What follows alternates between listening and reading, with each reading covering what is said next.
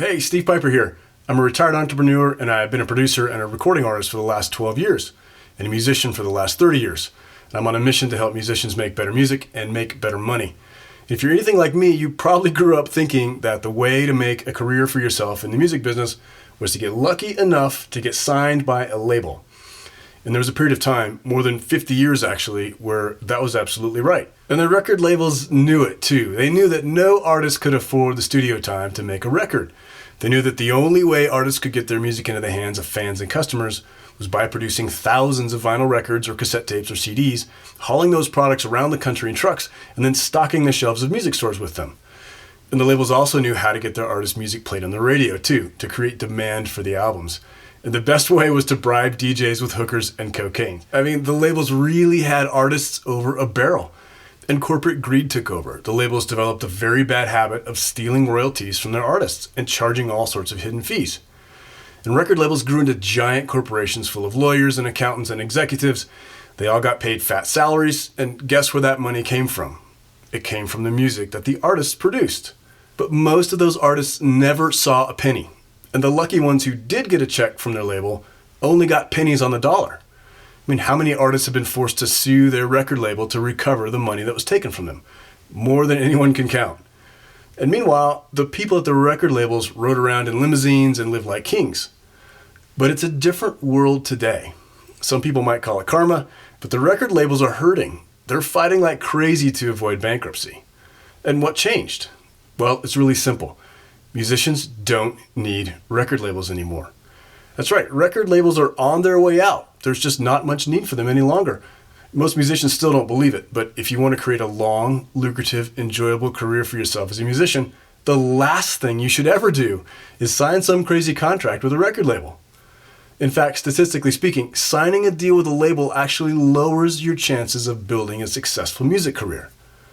Now, that's very hard for most musicians to believe, but it's absolutely true. Record labels are now little more than parasites. They depend on the creativity and the energy and the talent and the dedication of musicians. But musicians have no need whatsoever for a record label. Now, this is so important, I'm going to repeat it.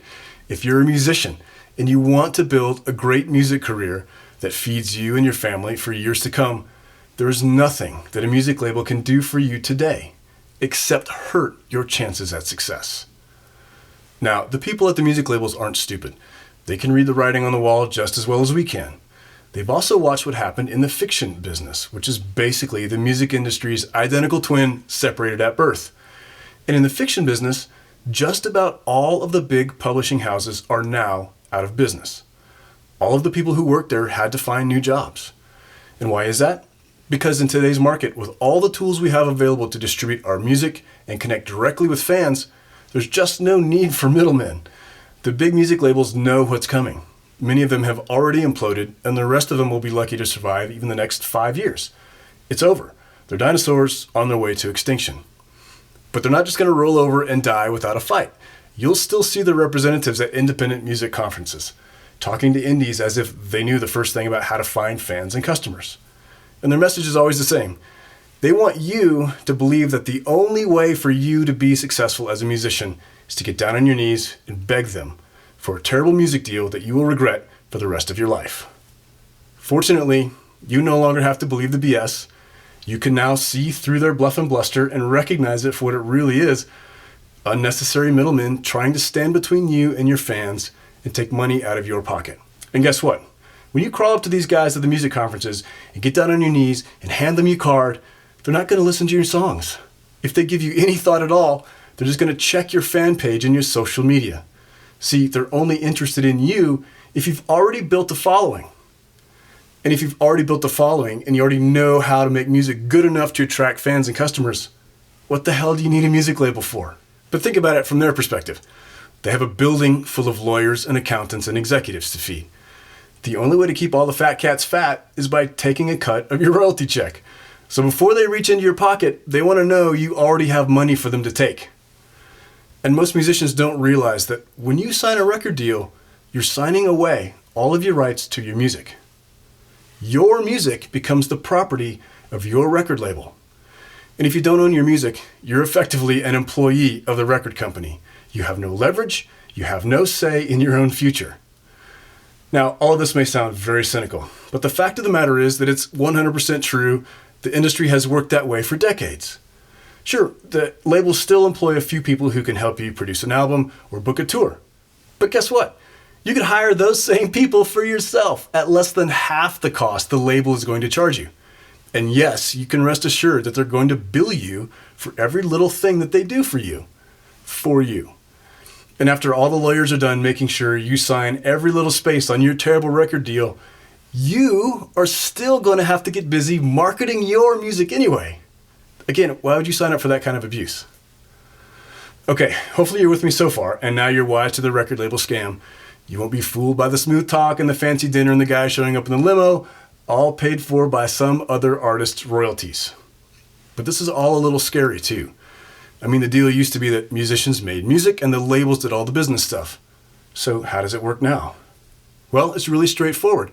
If you want to build a terrific career as a musician, no matter if your genre is hip-hop or rock or pop or EDM or trance or dance or trap or country or bluegrass or classical or show tunes, there are only two things that you have to do in order to create a great career for yourself. First, you have to have professional grade music that fans of your genre will love. And that goes without saying. I mean, I hope you're not surprised to hear that if you want a career in music, you have to make great music. Yes, there's a lot that goes into making hit-worthy music. It takes most musicians years and years of practice to get close to that level. You're probably not surprised to hear that either. But you'll probably be surprised to hear that making great music is only 20% of the equation. Once you're making pro-grade music that's right at home, on the radio, next to hit songs in your genre, you're only 20% of the way there toward a successful career. What's the other 80%? It's making a connection with fans and customers. Now, there's another word for that. Most musicians consider it to be a dirty word.